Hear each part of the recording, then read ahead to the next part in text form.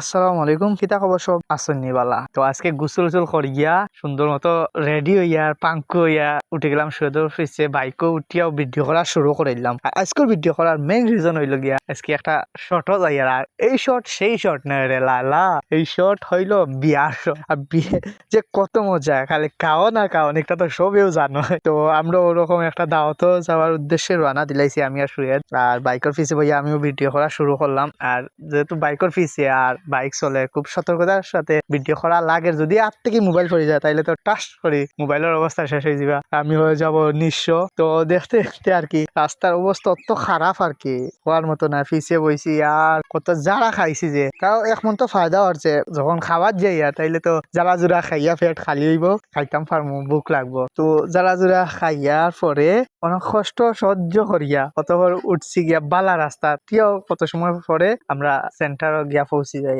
And guys অবশেষে চলে এলাম আমরা সেই শর্টের স্থানে। আইয়াও একটা ভিডিও মারিলাম, ভিতরে দেখলা তো কি যা শর্ট চলে আর কি কেন।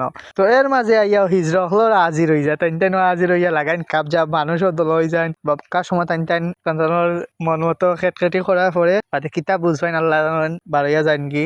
আমার শাসা একজন রে দেখি আর কিতা যান কি, টাইন লইয়া যান কি শেষ। তারপরে আমরা খানির শুভ হয়ে যাই।